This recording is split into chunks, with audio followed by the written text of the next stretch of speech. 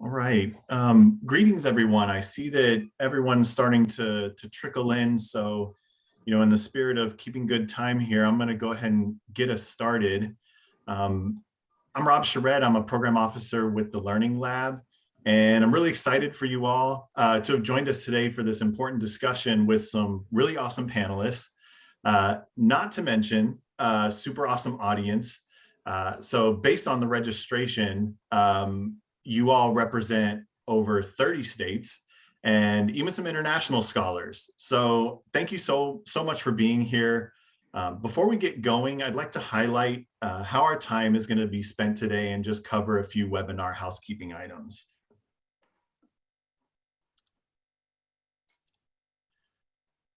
So first of all, we're going to spend about 45 minutes moderating a discussion with our panelists. And just to note, the chat function for this webinar has been disabled. So what we're going to ask you all to do is that if you have questions during the panelist discussion, I would like to encourage you to enter your questions into the Q&A function. And for those of you who go into the Q&A function and see questions that you maybe would like to have asked also, or other ones that you like, oh yeah, I'd like that one to be asked too. You can actually upvote the questions. So I would encourage you all to use those functions so that we can curate those questions for ultimately when we will have the audience Q&A. So we're going to save about 15 minutes at the end for audience Q&A, and we'll draw those questions from the Q&A function. Finally, I wanted to mention that we'll have some polls that we're going to launch during the webinar. And so really just want to encourage you all to participate in those polls. It's going to give us a sense of, where your departments are at, what your interests are, things like that to inform our discussion. Finally, the live transcription and the closed captioning has been enabled. So if you need to use that, there should be an option at the bottom of your Zoom window to enable the transcription services. So I'm going to take just a moment before I turn it over to my co-host Melody to introduce the Learning Lab. Excuse me. The California Education Learning Lab, more affectionately known as Learning Lab, is a state-funded grant-making program housed in the California Governor's Office of Planning and Research. And we're jointly administered in partnership with the Foundation for California Community Colleges. And our mission is to improve learning outcomes and close equity gaps in STEM and other disciplines by funding intersegmental faculty innovation in California's public higher education systems, which includes the 9 undergraduate campuses of the University of California, the 23 campus California State University system, and the 116 California community colleges. If you'd like to learn more about who we are and what we do, I would encourage you to explore our website at calearninglab.org. And just to give you a sense of our portfolio of projects, currently, since the 2018-19 academic year, we funded 39 projects with 74 institutions represented and over 225 faculty leading these projects. And one thing I wanted to note was that what's kind of disguised in these numbers with faculty leading projects is also the number of faculty who are involved in the projects, either as participants in the professional development that they're providing or as instructors employing or testing these innovative teaching and learning strategies. And we'll actually be adding to these numbers in the coming months because right now we have an open grant opportunity inspired by the very topic that we're discussing today. So right now, STEM departments in California have the opportunity to apply for funding to implement proven or promising instructional or curricular strategies intended to address equity gaps in college calculus. The deadline to submit the statement of intent is actually today by 5 p.m. So if there are any California faculty on this call who are interested, don't forget to submit today. And with that, I'm actually going to turn it over to my colleague and co-host, Melody Baker, to chat about herself and Just Equations. Hi, thank you so much for that introduction, Rob. My name is Melody Baker, and I'm the National Policy Director at Just Equations. Our work is centered around reconceptualizing the role of math in ensuring education equity. And we do this through 4 strategies which guide our work. The first one is sense making through analyzing evidence and synthesizing research. Then agenda setting and raising awareness through strategic communications. We do bridge building through convening dialogue and partnerships. And then finally, strategic advice on math opportunity issues. In fact, we have a national conference coming up, which is an example of how we advance math equity. If you take a look in the chat, I have included a link there where you can click and find out more information about the sessions that we're offering.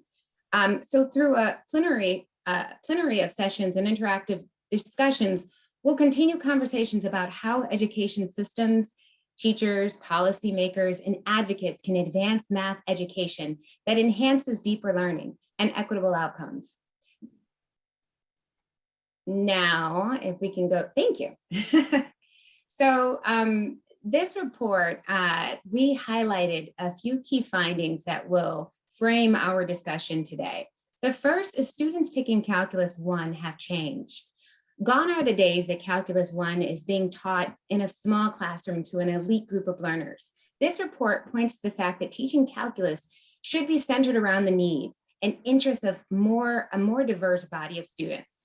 After reviewing over 200 articles and conducting a dozen interviews, we identified several proven and promising strategies that can address barriers created by Calculus 1.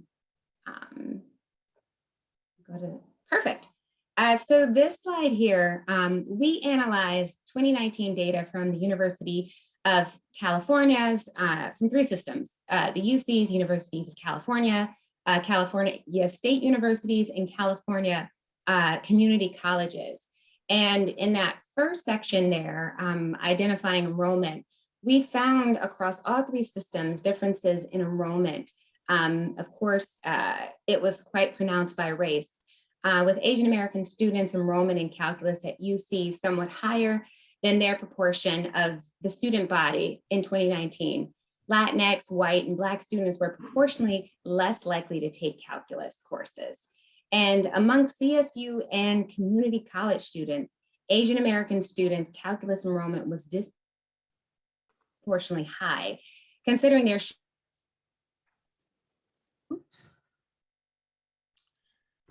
It looks like Melody might be experiencing some technical. the middle section. Oh, there she is. Sorry, Melody, you dropped out for a second. Go ahead. Oh, sorry about that. Where did I end off at? Did I start talking about course success? Yeah, go ahead and pick up this course success. Yeah. Okay. So across all 3 systems, success rates were disproportionately low among historically underrepresented populations, Black, Latinx, and women, of course. So we define passing the course with a C or better. We saw that completing calculus was a greater challenge within the CSU system than in the UCs. And among the UC students enrolled in calculus, about 84% of them earned a C or better. And about 16% of those students were in the DFW category, which means they earned a D, a F, or they withdrew from the course. However, more than 30% of fall 2019 CSU calculus takers earned a DFW, a DF or a W. And then the community college, California community colleges, their success rates were lower, with nearly half of the fall 2019 calculus takers receiving a DF or a W. That last category there is STEM outcomes, and that represents 6 years that we completing a STEM degree within 6 years. And we found that 55% of the CSU STEM first year calculus takers had earned a degree in the STEM field, and 51% of Latinx and 49% of Black students. And then at the UCs, 47% of first year calculus takers had completed a STEM degree in that period, including 40% of Latinx calculus takers and 36% of Black calculus takers. So the next thing I'm just going to highlight, and I hope everyone is taking notes because we will have a test. I'm just kidding, no test. But in this report, we identify 6 strategies for closing the gap, closing the calculus equity gap. The first one is course coordination. Now, this is about building a community of practices within a department to make course elements more uniform and consistent when there are multiple sections of the same course being offered. So instructors typically will work together and they'll determine learning objectives, how to use the class time, and how they're going to grade or assess the students. This strategy can actually improve effectiveness of peer study groups because the learning is the materials are more streamlined, and it also offers a more balanced learning experience for students. The second strategy is placement and or course redesign. Now, this is about making the prerequisite pathway leading up to calculus better aligned with calculus success. This includes rethinking placement and offering alternatives to remedial courses such as co-requisite courses that offer supplemental support infused directly in the content. The third one is contextualized calculus. So this is about making calculus relevant and better aligning the course with the student's major. One example of this is offering a calculus course for life sciences or biology, but really prioritizing the content that is most beneficial for the discipline. Then there's resequencing course contents. Now, this approach focuses on the big ideas of calculus, and it's about reordering the sequence of the curriculum. It's focused on making sure that the students understand the material. Active learning. This was one of my favorite strategies, and this was about creating rich learning environments that foster peer-to-peer interaction and high levels of engagement. It can also improve math identity and a sense of belonging from minoritized students. Now, last but not least is institutionalizing professional development. So this is about changing instruction it's about changing instruction and infusing professional development directly into the instruction. We all know that one-off workshops, they rarely produce results. So institutionalizing professional development is embedding it directly into faculty work. So that's all I have. I'll turn it back over to Rob. Thanks, Melody. So what I'd like to do briefly is just from left to right on this picture, ask our panelists to just briefly introduce themselves and then respond to the prompt of, tell us the #1 reason why this work matters to you. And I'll turn it over to Omayra. Good morning, everyone. My name is Omayra Ortega. I am an assistant professor at Sonoma State University in Northern California. I am also the president of the National Association of Mathematicians. I believe this work is so very important because the future of our students depends on this work. We affect their lives so much as educators, and so we really need to reflect on what is the desired effect and what is the actual effect, because we're not serving all of our students. So that is one of the main reasons why I do this work and why I'm on this panel today. Thanks, Omayra. Pam, you want to go next? Sure. I'm Pam Burdman with Just Equations. Thank you for hosting this Learning Lab. This work is important to me really because math, students are important and math is important, and we should not be using math to filter students out or to hold students back. We need to make sure math education supports students in moving forward with their education and their lives. And too often that hasn't been the case. Thanks, Pam. Nathan. Hi, everyone. My name is Nathan Alexander. I'm an assistant professor at Morehouse College. When I think about this work, it's sort of about a collective consciousness as a society. And I think we're starting to really decenter white children and families as the norm. And I think part of that collective consciousness allows us to just think about new futures. And so I'm really doing that work in partnership with students and communities. Thanks, Nathan. Francis. Hi, everyone. I am Francesca Henderson. I am a research associate with Just Equations. I'm also a math education doctoral student at the University of Maryland. This work is particularly special to me. I like to say that my research interests are really me-search because calculus was actually a barrier specifically for me when I was studying mathematics. And so it is near and dear to my heart. And I'm so happy that there is a community of policymakers, math educators, institutions working on creating more equitable access to STEM through calculus. Thanks, Francis. All right, and last but not least, Chris. Yes, hello everyone. I'm Chris Jett. I'm a faculty member in the mathematics program at the University of West Georgia. I come to this work because I'm really interested in calculus's role as it pertains to STEM persistence, especially for Black male students. So thank you all for inviting me, and I look forward to the panel today. Awesome. Thank you all so much for that. And as we kind of get into the panel discussion, I want to open up a poll for you all to respond to here. I'm going to launch it now. And this is a two-part question. The first one is we really want to know if you believe your institution is aware of or has acknowledged that Calculus 1 is serving as a significant barrier to equity and student success. Secondly, we want to kind of disaggregate it. For those of you who said yes, what is your institution type? And then for those of you who said no, what is your institution type? I'll take a moment to let everyone respond.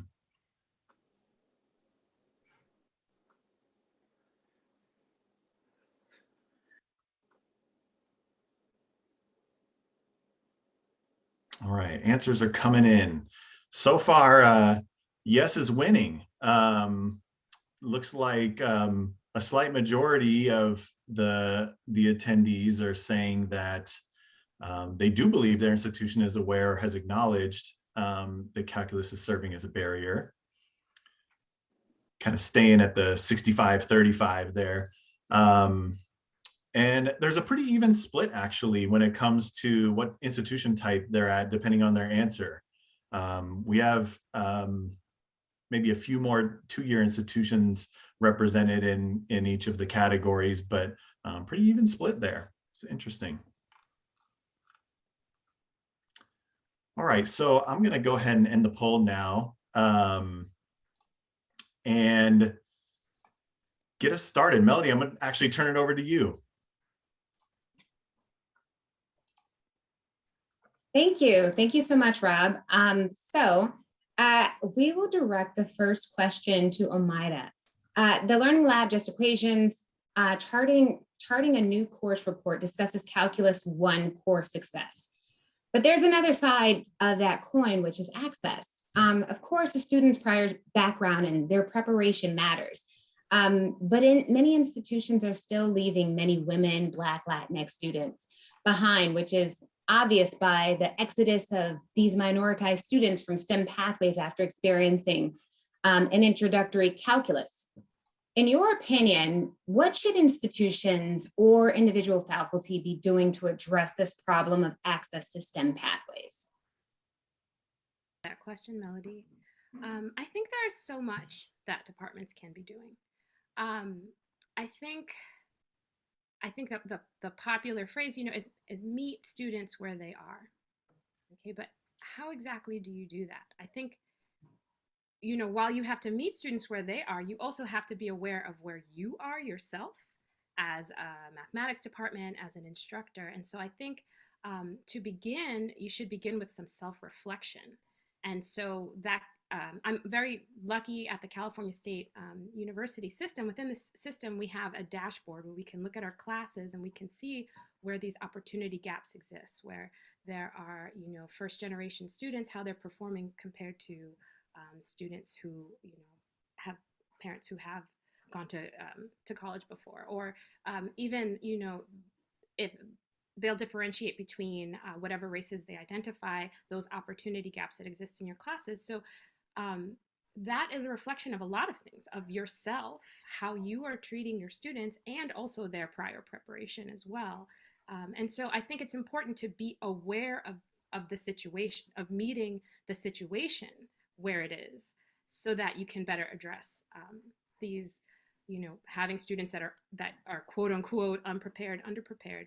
But I think it's most important that we recognize that this is the reality of the situation. We can complain about it all we want, but as educators, it's our responsibility to meet that challenge and to address that issue. And so I think, for instance, I think there was some mention in the Q&A and also in some of the slides earlier about things like a co-requisite model, where a student would be asked to take an additional class or sort of a workshop on top of the course, so that they could, fill in any gaps, or, just so that they have all of the tools that they need for that class. And I think that's a great model. There's also an example at my own institution. This example predates me. It's just such a great place. I'm really excited to work where I do, because they develop stretch courses where they would take, for instance, Calculus 1, which is normally a 1-semester course, and then stretch it out over a full year, so that, it's in a way it's the co-requisite model, but it's really, you're meeting the students and finding out, well, what exactly is it that you need? I'm not just creating this course that is filled with things that I think that you need, but actually teaching it those necessary skills in real time in the class. And so you're giving the students and the instructors that space to get to know each other better, and to have this, I honestly think it's a more of a community building, authentic experience, because you're with the same instructor also throughout that entirety of that year, and also with the same class. You can develop trust between the instructor and the student, which I think is also very, very necessary. I also want to say I applaud the California schooling system with respect to, in community colleges and within the CSU and the UCs, how they've abolished that remedial course model, because that deficit model really wasn't serving anyone. It really just gave students, negative feelings about their own mathematical potential, and we don't need that at all. I think with respect to students and instructors, we all need to adopt this growth mindset. I think math educators, or just educators in general, you sort of feel like, well, I went to school, I graduated, I know everything that I need to know. I'm an excellent educator. I don't need to change. The world is changing, so you need to change. We all need to change and adapt and be flexible. There's new modes of learning. The world is changing for our students when they graduate. There are jobs that they're going to be taking on that we've never even heard of before. So we have to model that behavior where you're learning new ways of being constantly. And so I encourage all the educators that are here at this panel today, be reflective about your own practice as an educator, and constantly rethinking, am I truly serving my students? Thanks for that, Omayra. I was just going to say that, you mentioned like meeting students where they are, and, employing strategies that will best support their needs.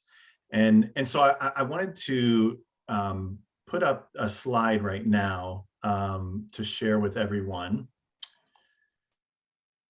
These are, in fact, the 6 strategies, 6 of the strategies that were highlighted in the Learning Lab Just Equations report that were proven or promising practices for improving outcomes for students. And so what I want to do is actually open up a poll for everybody to understand if you all had to prioritize one of these strategies, and you just had to choose one to implement first in your department, which one would it be? So I'm going to open that poll now, and thank you all for letting us know about the flaw in the last poll. We'll ignore the yes or no data, but thank you for participating regardless. So I'm going to launch the poll here and see, of those 6 strategies, which one do you think you would choose to implement first in your department?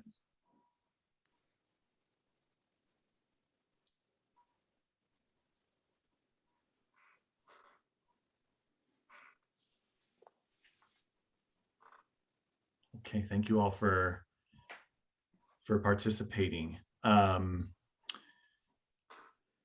So right now, it's looking like a lot of you are answering approaching the active learning or effective domain first. That's something that you would choose to prioritize. Then a couple are coming in a close second, which is placement or course redesign and contextualizing calculus. Those are in close second there. Then institutionalizing professional development is third. So with that, I'm actually going to turn this over to the panelists and ask the same question. Of these 6 strategies, and I'll put them back on the screen here just so everyone has access. Which one of these would you choose to prioritize in your department? And this is open to anybody.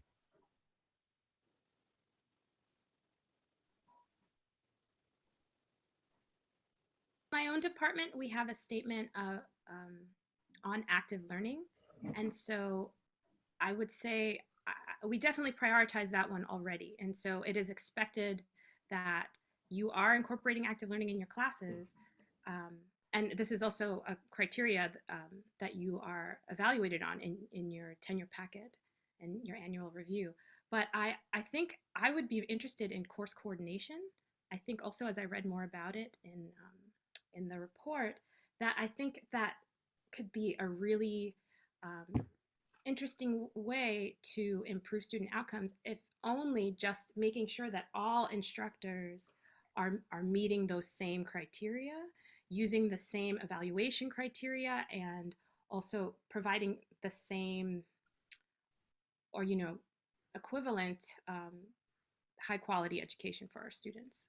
So I think personally, I think course coordination, but only because we're already looking at active learning. Now, I'll chime in because I think it's sort of the opposite. In my institution, I think active learning is the most needed within my institutional context. I will say that we have a very traditional math department, and so our faculty tend to do a lot of lecturing. And I don't really fault them because they say you teach the way that you were taught. But I know that active learning is sorely needed within my institutional context.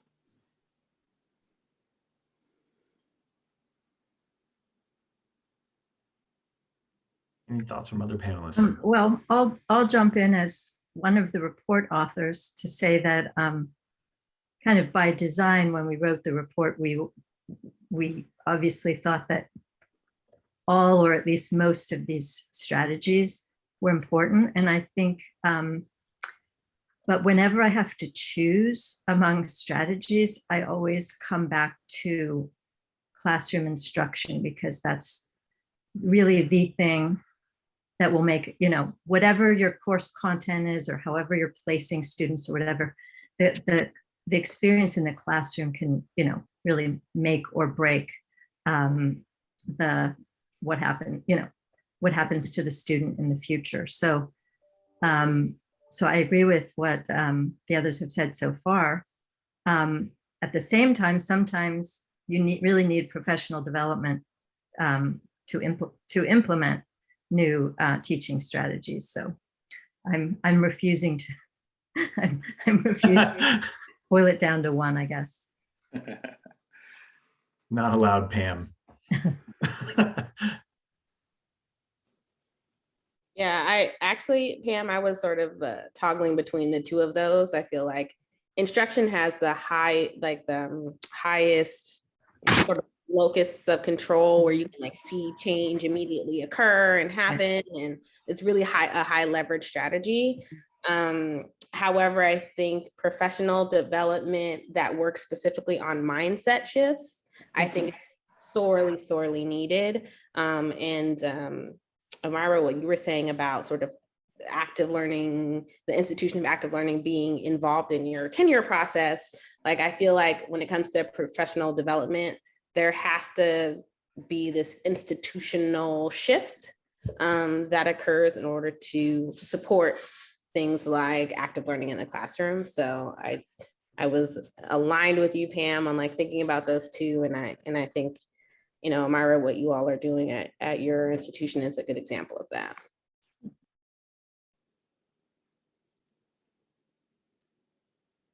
Anyone else?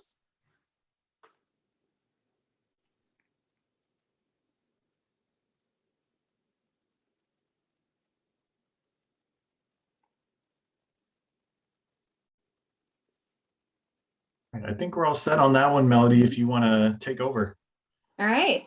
So this next question is to Nathan, Nathan Alexander.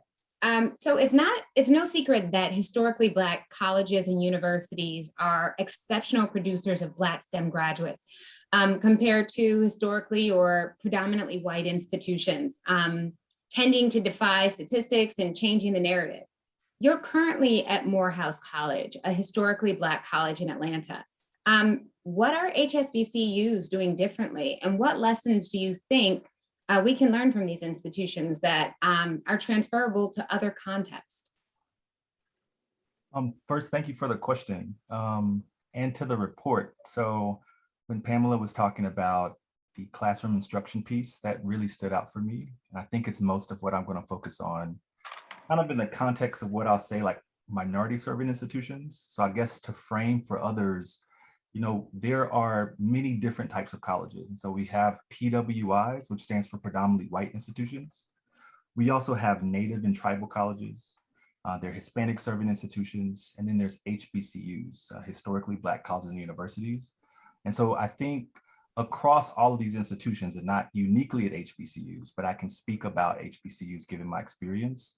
You know, to Pam's earlier point, I would focus on the instructional piece. There's really a different engagement and interaction than what you might hear or experience from students at what we call R1 institutions or predominantly white institutions. There's more than 100 HBCUs across 20 states and in the Virgin Islands in DC. And so I think also there's many different experiences at HBCUs.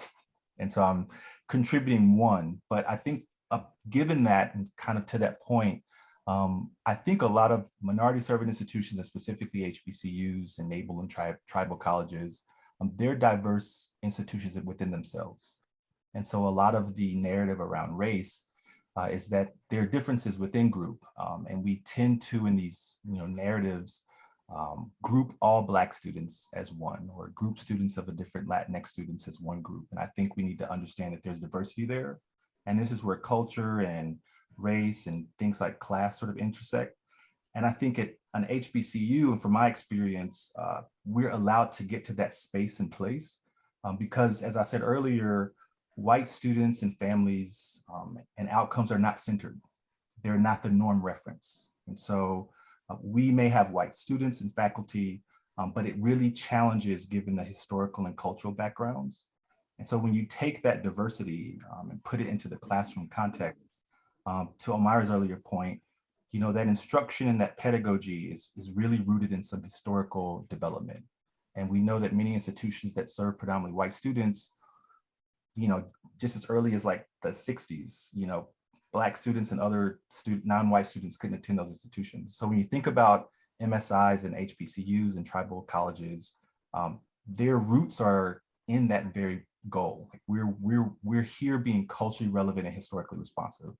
And so I think having that context really contributes in terms of the report to sort of advancing a lot of the things when it comes to calculus instruction. You do have, I'll shout out our department chair, Dwayne Cooper, and he has these mathy hours.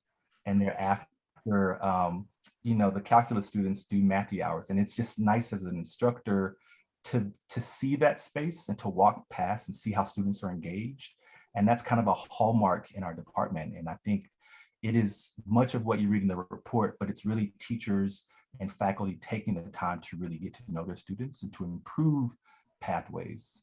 And then the last two things I would say, I think that in addition to like decentering what mostly is used to compare students, right? I think that HBCUs and other MSIs tend to be teaching intensive institutions. And so, the faculty priorities may be different. And I think so you might find it broader, larger institutions or PWIs, faculty's teaching calculus, but they're really focused on their research. And so student experiences are so diverse. And so I think to Omayra and Chris's point, thinking about the institutional context and really identifying and leveraging those faculty who, you know, can do both or are really centered around like their pedagogy. Because there, to Francis's point, we don't really have, you know, we have research on and scholarship on teaching and learning, which is really higher education focused. But I don't know if that's really in a lot of these narratives when we talk about like discipline-based instruction or calculus instruction. So really thinking about the pedagogy of higher ed and pushing faculty. We push K-12 teachers into PDs all the time. And higher ed faculty do not have to deal with that. And I think we need to really challenge that. So I'll just stop there. But yeah, I think there's a lot of diversity within these institutions that we need to attend to. Oh, thank you for your answer. That's very helpful. Our report highlighted the value that a student has by just having one professor of the same race. So I really appreciate your comments, and also the, you know, that one piece that different institutions can have, just offering more diversity among the faculty. I'll turn it over to Rob. Yeah, we actually have like a minute or so. Just wanted to see if any of the other panelists had any thoughts that they wanted to add on the institutional context piece.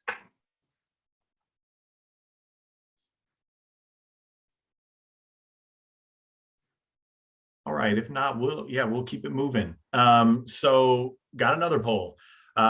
So with this one, I'm going to open up a poll that is really going to be a bit more provocative, maybe, but it really gets at how committed you feel your colleges or departments are to diversity, equity, and inclusion strategies.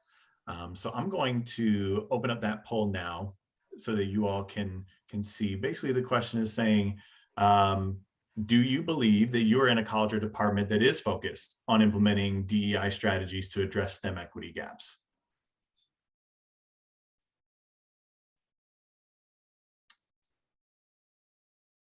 And I know my fellow panelists cannot see the results coming in, so I'm going to continue to do the play-by-play here. Right now, we have a good majority that are saying that their college or department is 100% committed on paper. But we also have a good chunk that's right behind that are saying their college is 100% committed. Then we have you know, about 10% of the folks who are saying they just haven't even thought about it yet. So I'm going to go ahead and close this poll, and with the finding that the majority are saying that their college or department is 100% committed on paper. And with that, Chris, I'm gonna direct the next question at you, which is a tough one because it's about change, and we know change is hard. But what's interesting is that there are some more obvious approaches from the research that make a case that they should be used or implemented in classrooms. But we kind of hear from a lot of folks that they feel like relatively few are actually doing it, and particularly at scale. So, you know, given the slow pace at which change often takes place, and sometimes involving the resistance of folks to even adopt what is proven to be good for their students, what do you think should be the role of universities and math departments in diversity, equity, and inclusion efforts focus on STEM persistence? You know, everyone has a part to play, but in terms of like leadership, whose responsibility is it, and what should they be doing? Okay. Yes, and like you said, Rob, this is such a loaded question. That sort of thing. But you know, I'll just share some thoughts here. And you know, I will say, you know, I kind of combine sort of my own experiences and some conversations I've had within my own context with, you know, some of my findings and notes from the report as sort of suggestions for next steps. But first of all, you know, I think the most important thing is that everyone is of the same mindset. You know, we have this saying in the church, in the Black church, you know, you have to be on one accord, so to speak, but pretty much understanding that everyone understands that, you know, diversity, equity, and inclusion work is essential, that it goes hand in hand with academic excellence. And so first we need folks on board with that particular mindset. As we think about calculus, you know, one thing that university administrators could do is to make better use of these centers for teaching and learning. So I know folks have been talking about PD and active learning, those sorts of things, but we have in my space, Center for Teaching and Learning, different people, different institutions call it different things. But when we talk about things to help improve calculus and eliminate some of these equity gaps, like culturally relevant teaching, teaching calculus for social justice, those sorts of things. There are folks already on our campuses that we need to better utilize with respect to some of this work. Another thing I was thinking about is this idea of like these diversity, equity, and inclusion fellows. So we pitched this idea in my institution. It didn't work relatively well. I think we needed to iron out some of the kinks, but I do like the idea of some sort of DEI fellow, and it could be, a calculus person, for example, if we're doing a calculus for racial equity project or a calculus for gender equity project, having the support to kind of move and streamline some of their work would be great. Another thing that we could do, and again, this is university-wide, think about some of these institutionalized PD, more specifically book studies. I know a lot of people sort of critiqued book studies the summer of 2020, during the summer of like George Floyd, Breonna Taylor, Ahmaud Arbery, and this sort of thing. And folks were saying, people are just reading and not acting. So of course, we want you to have those book studies, but we also want you to put some action behind it as well. And also other workshops. I think sometimes, we could even do like a monthly workshop with just sharing what we've learned. You don't always necessarily have to have an expert leading, quote unquote, the workshop. If you just have a group of calculus faculty members and we're just sharing best practices, you say, oh, I tried this, I tried that in my room, and just having some honest dialogue amongst each other. Because one thing I will say, working as a math faculty member is that, we really know our students best. And so, what better way than to also learn from each other. So definitely take advantage of some of those opportunities. Another point I'll make is to think about, just some of these celebrations for diversity, equity, and inclusion. And what I mean by that is when something happens at my university, like for example, when I got my NSF grant, there's this big email blast, and that sort of thing. And then at the end of the year, we have like, research award and teaching award and that sort of thing. But, oftentimes we sort of remain silent about diversity, equity, and inclusion. And so if we can think about ways to bring that into some of these celebratory initiatives, I think that would be a step in the right direction. And then lastly, I'll share one more. Is we think about a department-wide initiative, maybe some sort of steering committee. I know some math departments have action teams. I was reading a similar report and how they have different teams and that sort of thing. But usually I found that the student voice is often missing from that work. And so it's good to have like a student advisory board. We have student advisory board too, but let's find better ways to use students' voices and place students' voices at the center, as opposed to just having the students to sort of rubber stamp our ideas. And so I think that's another potential way to think about ways to address students from these diverse groups. And so that's Chris, my time.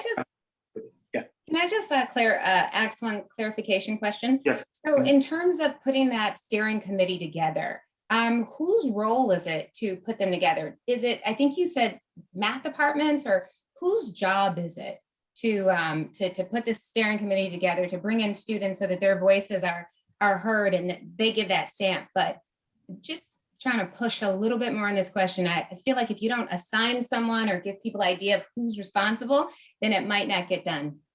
Yes, that's a great question. Yes, you definitely have to assign someone. So it could either be like, sometimes you'll have like an undergraduate mathematics coordinator, or you could have you're thinking about course coordination, maybe a calculus instructor, that sort of thing. But I think it's important that it's just not math faculty, because a lot of times math folks are just talking to each other and we're sort of using the same language, that sort of thing.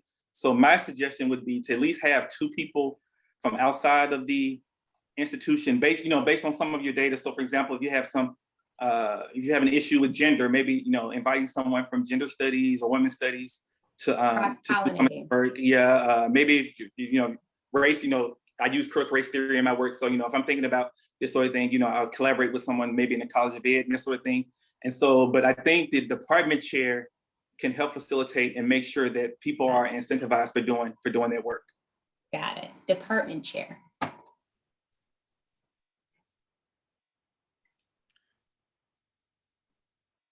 All right, if we don't have any other thoughts on that one, I'm actually gonna take the next question as well. And Francis, I'm gonna turn this one your direction. So in the Learning Lab Just Equations report that you were one of the authors on, there's some discussion about the value of sense of belonging and math identity, especially among student groups that have been historically excluded from STEM fields. So I know you have some personal connections to the issue.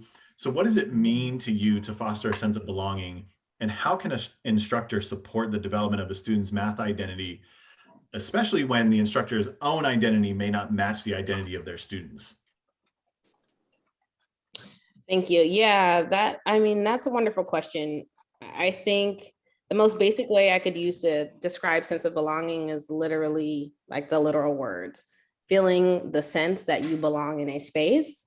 And I think when we talk about the sort of dominant group, the status quo, the norm, Nathan mentioned earlier, sort of like whiteness being centered, there's a sense of belonging that a lot of white students may have when they enter a math space that students of color or other historically excluded groups do not have when they enter that space. So not to take that for granted. An example of that would be like seeing lack of representation. If I'm not seeing mathematicians who look like me, or hearing about scientists who are doing things who I share an identity with, I'm not going to feel like I belong in that space. I'm going to feel like an outsider. Now, this is not, every student's experience, but it is a very common phenomenon that's happened and has been documented in various research endeavors. And I think there are so many other things like microaggressions occur. And I think some things that math educators, mathematicians, and people involved in institutions can really work towards increasing that representation in faculty in order to support. In particular, your question about sort of like a racial mismatch, I would say, between student and professors, like what can they do to support a sense of belonging? My mentor at San Diego State, he is just phenomenal.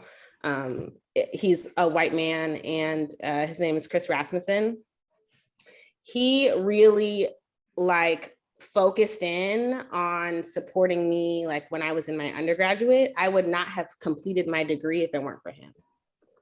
So I think what happens, especially with people of color and the research, like for women, Black women, they talk about this other mothering. Like we take a responsibility over our students. Like it's not just you can pass this class. It's like I actually feel responsible for your success. And that is something that anyone can do, regardless of what race you are. If you take a sense of responsibility over your students, that's what my mentor, Chris Rasmussen, that's what he did. He said he got to know me, asked me like, what are you doing for work? Like your math professor is asking you, what are you doing for work? I was working at a taco shop or something, because this is in San Diego, and I was working at a taco shop, and he wrote a grant to help get me on his research grant as an undergraduate so that I could work in the math education field, because that's what I wanted to do. So I think anyone can be an advocate for students. It takes not very much time to ask someone about themselves or embed ways in your classroom to figure out things about your students. You could literally send a survey that they could fill out on their own, and you could get a lot of useful information about your students. So I would say math identity development is everyone's collective responsibility, and everybody can do it.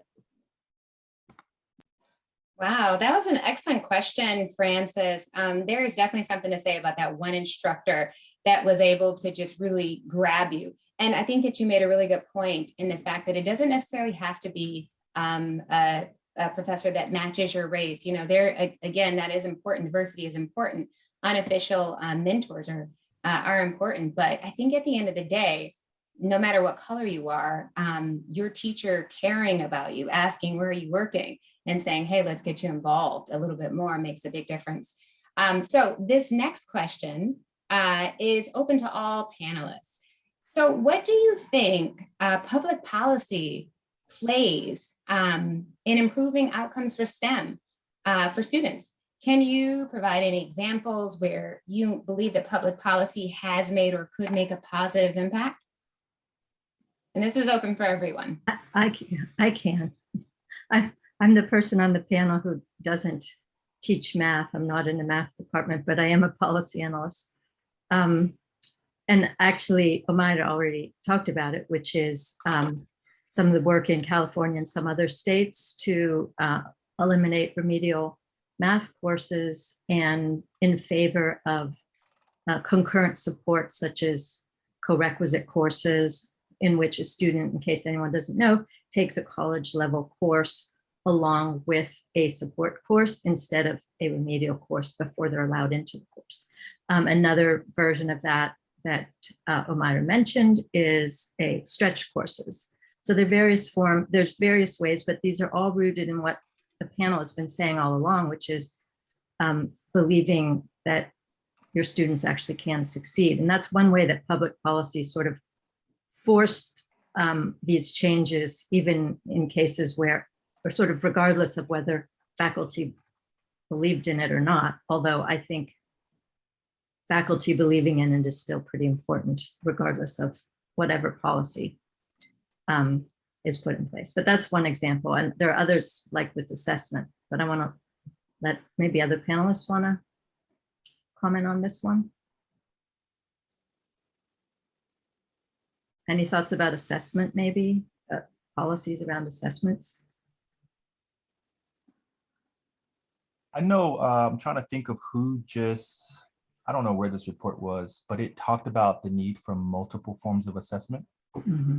And I'll use this moment to shout out a colleague and mentor of mine, Dr. Tawana Lamar, who's really, I think, here at Morehouse has worked tirelessly to literally sit down and go through all of our first year students and transfer students and ensure that they're placed in the right course based on their scores. And so I think just learning and watching her has shown me the dedication it really takes and what that commitment looks like. So that survey poll was like, are people committed on paper, or are they actually doing the things? And I think it requires faculty to really say, all right, we have 2,000 students or 700 students, and we need to take the time to make sure that we're getting them started off right. So to assessment, multiple forms of assessment to really make sure that students are starting off in ways that are going to be productive for their futures. So I have an observation in some of the discussion so far. Some of the suggestions sound like sometimes it's left up to serendipity for some of these things to happen, right? A caring professor, that could be a one-off. A steering committee that gets developed with, without institutional commitment. There's public policy, but there's also institutional policy. And Omayra, you mentioned this department policy where you are held accountable to active learning practices in your classroom. I'm just wondering if any of you have other examples too of institutional policy that really doesn't leave it up to serendipity, but really makes holistic changes to the way student experience your departments and these classes, kind of like what you mentioned, Omayra.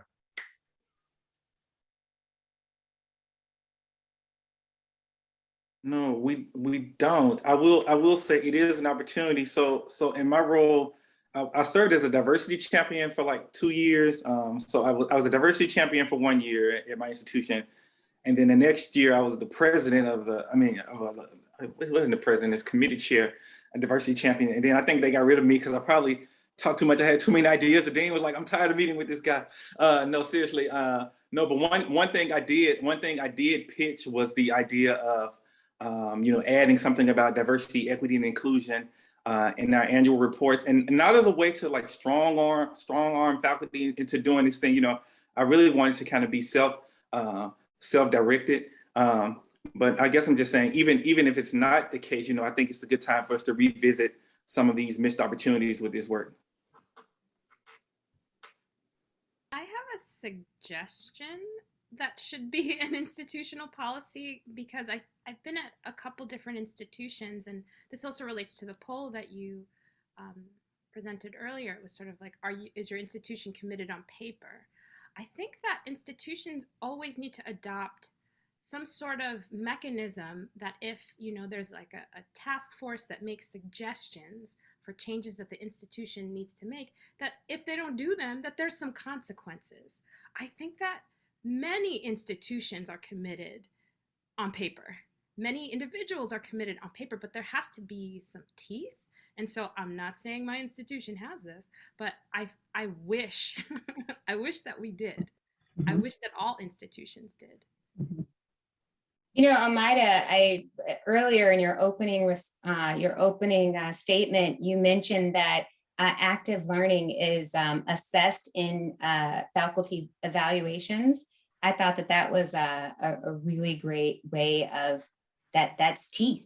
Oh, mm-hmm. I mean, the math department at Sonoma State, I just want to say, when I was looking for places to work, I saw just how exceptional they were.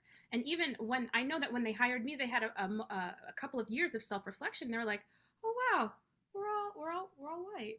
Maybe we should hire some folks. I mean, they do so much self-reflection. They created these stretch courses before the state of California asked that universities remove these remedial classes. So I think that the folks there are really great. They're really ahead of their times, and I applaud them. I hope there's some in the audience today. And so I think that's great. This active learning policy, that was there when I came in. The stretch courses, that was there when I came in. And they're continuing to do really excellent professional development, trying to institutionalize professional development, one of the suggestions that came out of that report. And so I would love for other institutions to adopt these. And actually, we are working on, myself and two other colleagues, Ben Ford and Brigitte Lama, we're working on a NSF grant to create these professional development opportunities. In particular, it's called a TIPS pathway, Transforming Inclusive Post-Secondary Education.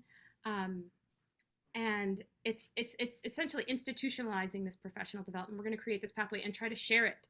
I mean, first with the CSU and with other institutions widely, just trying to change the experience for our students, have better outcomes within STEM, and to hopefully, our intention is to have more students of color, more women feel welcome in the STEM fields.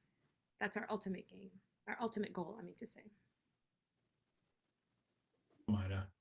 So I'm going to move on, and Pam, you're going to be the recipient of our last targeted question. And since we want to save enough time for the audience Q&A, I see that a lot of the questions have been upvoted. There's lots of great questions in there. Last one for you, 2 minutes, the challenge. You all scoured the scholarship, 200 articles plus for this report, plus all the other research you've done as an organization and as a policy analyst. What's missing?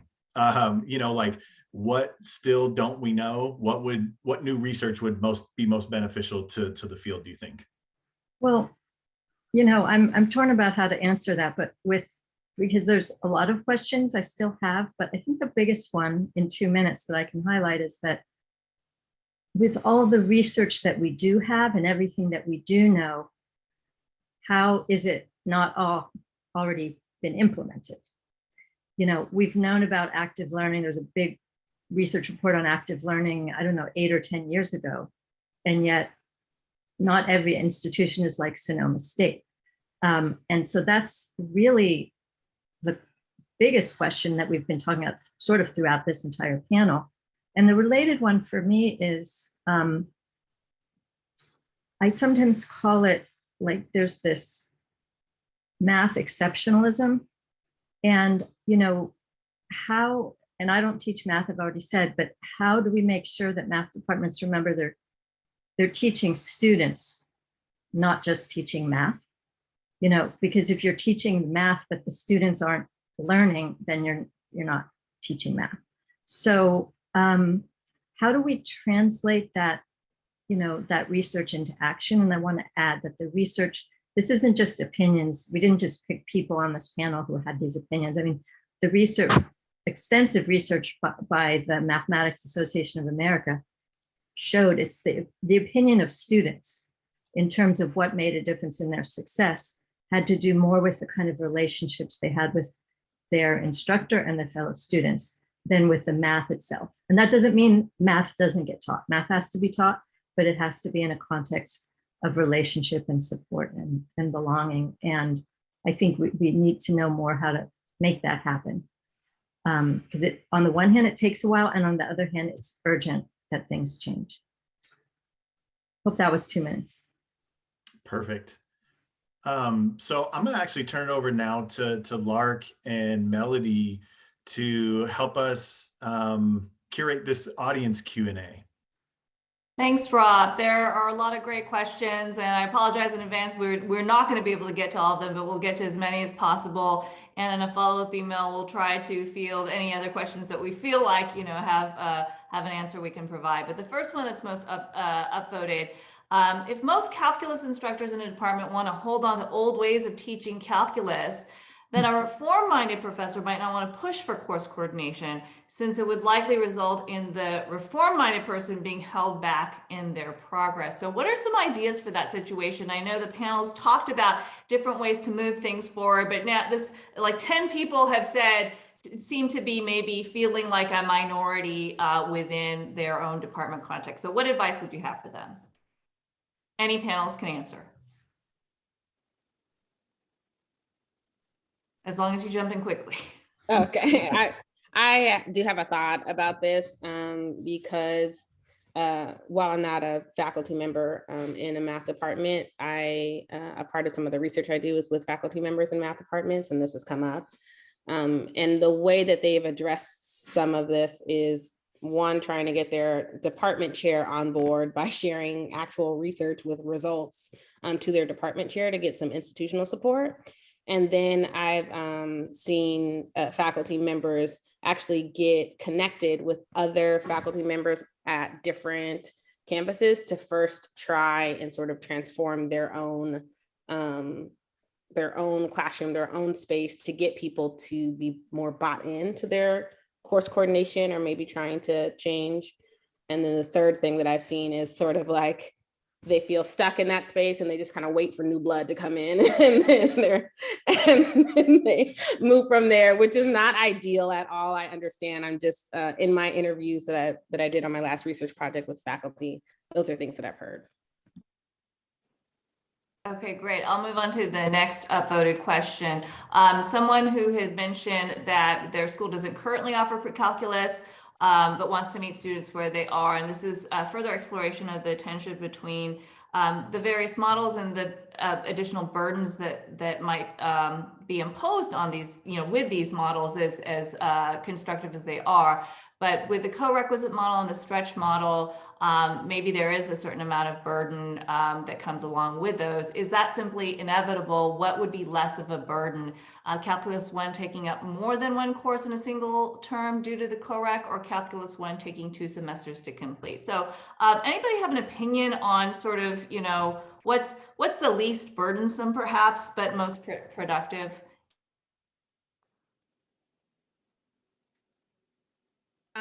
I'm not sure. I think which is the least burdensome really depends on the instructor. I do know at Sonoma State that they offer both models, but rarely offer the sort of, double the units in one semester. So you spend more time in one semester. They favor the stretch model. So just based on that one sample point, I would say that it's less burdensome to stretch the course out over a year. I did also want to point to the fact that they were talking about pre-calculus, and I don't teach pre-calculus at Sonoma State, but in reading that report, I've come to understand that we shouldn't be offering pre-calculus anymore. It's not helpful. It's not helping our students do better in calculus. So I think that might be a way to alleviate some of that burden, is don't teach pre-calculus. Okay, there you're getting some nods from that from the other panelists as well. Next question is, can you please address the question of resequencing topics in calculus? What are some specific ideas that have been proposed? There's interest in this, but there are also barriers due to accommodating transfer students that were just very briefly touched on the report. Could be successful if, you know, in a larger statewide push. I'm wondering if there's broader interest in this. Pam, I don't know if you want to respond to this. This is something that the report did touch on. I can try, but I'm gonna have to look it up because I was gonna say, Pam, do you content. Can you think it'd be helpful to share one of the articles? Yeah.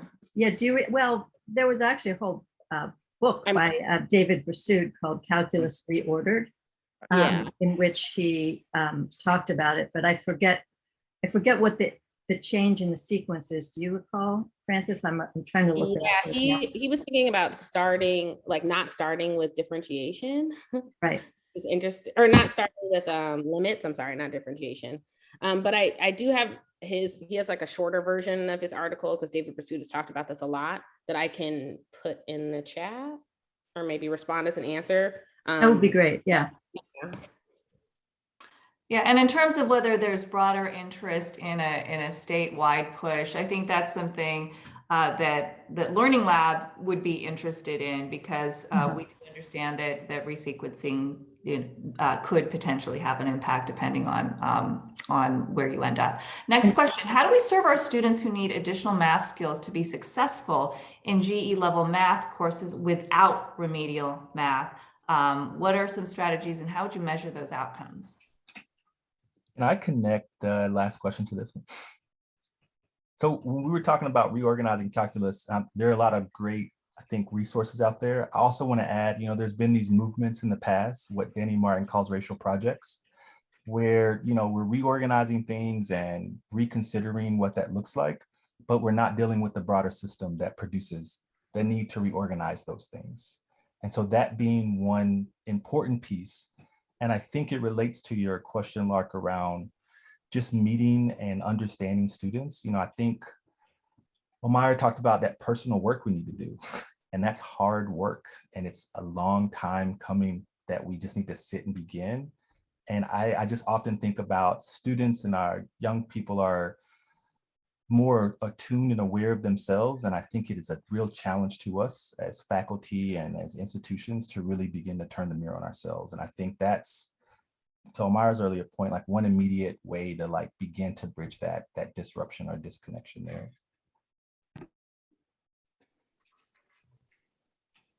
Okay. One question has to do with options for adopting curriculum and being trained for it. Noting that in K-12, there are such adoptions and training, but in community colleges, especially with AB 705, maybe not necessarily accessing curriculum and training. I don't think that there's anybody who is on the community colleges side in California on our panel, but I did want to note this question as an important question, and perhaps this is something that we can look at some resources from the Community College Chancellor's Office and provide them in a follow-up email to registrants. But thank you very much for the question. The next one states that the prerequisite model, yes, can make students feel like they are less capable, but the department has been wondering if the same mentality would occur if they were to implement a year-long first semester calculus model like stretch calculus that Omayra discussed. Do you have any advice for how to frame a class like this in a way that does not perpetuate the same problems as a remedial model? Fairly nuanced question. If Dr. Ortega, do you want to elaborate on that one?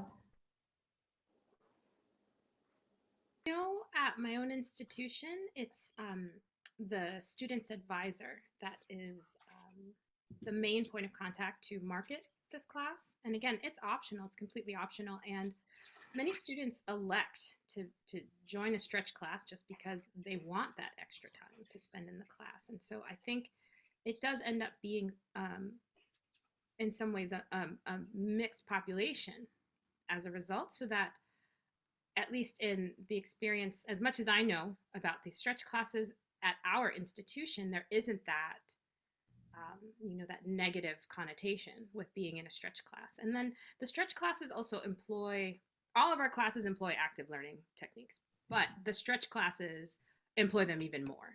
This course coordination exists in these stretch courses. There is a lot of attention paid to how these courses are taught, so that the student experience is actually quite good. So there's students who have taken it in the past who are telling these new students, their experience in stretch classes. And so I think it's really, as long as, the instructors are also presenting this course and they believe that this course is not something negative. There's no deficit here. We're giving you something extra. It's sort of a bonus. So I think it really has to do with your own institution's marketing of that course and the way that you explain it to the advisors who are connecting with the students and instructing them, this course exists. If you want to take it, you can take the stretch course, but you can also take this one semester course. Okay. And I think also you could also borrow from that the body of literature about these first year experiences in higher ed. There's a lot of work about helping students, building community and those sorts of things that could really inform our work as it pertains to calculus persistence. Okay, Rob is telling me that I may have one more question to throw out, a quick question. I'm going to go really high level here. And the answer may be obvious, but maybe it's not. Why do we try to teach so many students calculus? I mean, the answer could be because so many other disciplines, force us into this box. But does anybody just want to respond to this? Like, yeah, why do we try to do this? Or anything provocative anyone wants to say in response to that question? Why do we try to teach so many students calculus?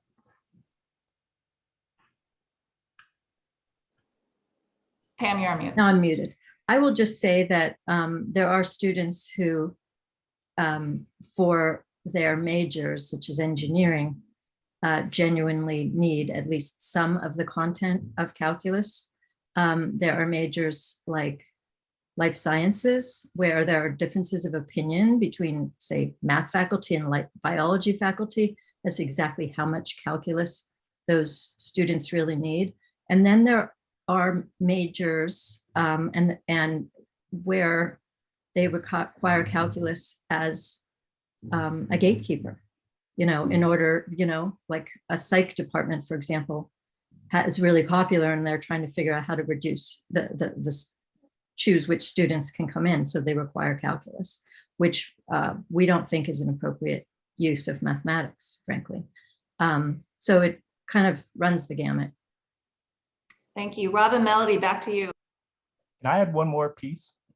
Yes. I just might refer folks to a special issue of Race, Ethnicity, and Education, edited by Sapir Vakil and Rick Ayers, which focus on kind of political context behind STEM. And I think within that, calculus is sort of centered in this, like the math wars and these political projects to advance America. And when you think about that, it's about economic development, and that ignores a lot of the racial and class-based inequities.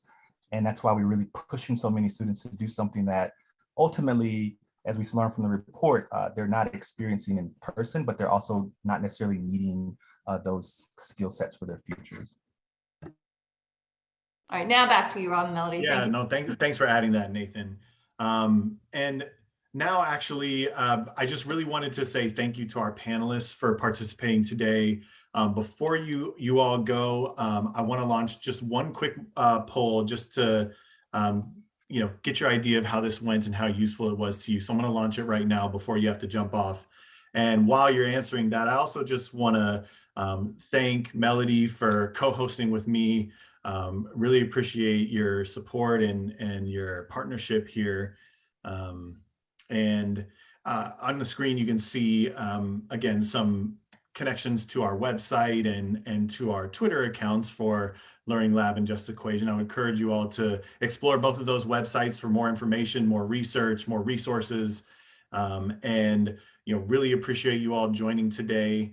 And feel free to connect with us if you have also follow-ups that you feel like you still wanted to be addressed that were unaddressed from this webinar. All right, thank you so much for attending, and look forward to seeing you at our next event. Hi, everyone. Thank you.